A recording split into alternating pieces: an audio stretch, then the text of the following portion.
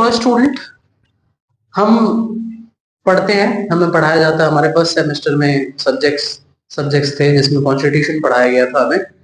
और कॉन्स्टिट्यूशन में हम पढ़ते हैं फ्रीडम ऑफ स्पीच के बारे में, फ्रीडम ऑफ एक्सप्रेशन के बारे में, कि हम अपना ओपिनियन, हम अपनी राय हम रख सकते हैं, इन सब चीजों अपने फीलिंग्स को एक्सप्रेस कर सकते हैं।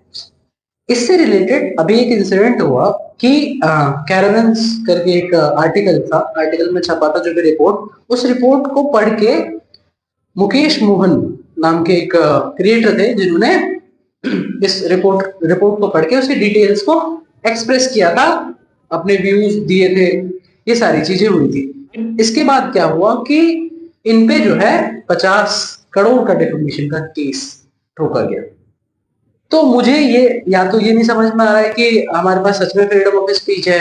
अगर फ्रीडम ऑफ स्पीच है तो जिसने भाई अब जिसने वो आर्टिकल छापा, जिस कंपनी ने या फिर जिस न्यूज़पेपर ने आर्टिकल छापा, पब्लिश किया, उस पर तो कोई केस नहीं हुआ, उस पर कोई चीजें नहीं हुई। लेकिन जिसने इसको एक्सप्रेस किया, जिसने इस चीज पे बोला, एक्सप्लेन किया, उस पे 50 करोड़ का डिफेमेशन का केस हो गया।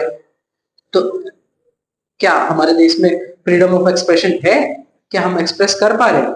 आप कुछ बोल रहे हैं, आप पे केस हो जा रहा है। आप कुछ ऐसा सरकार के खिलाफ कुछ ऐसा मुद्दा बोल रहे हैं, आपकी वीडियो हटवा दी जाएगी, आईटी एक्ट लग जाएगी। तो ये कैसा फ्रीडम ऑफ स्पीच हुआ?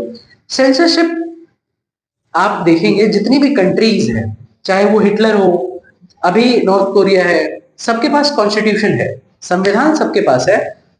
लेकिन सिर्फ संविधान, एक डॉक्यूमेंट होने से क्या कॉन्स्टिट्यूशनलिज्म आ जाता है?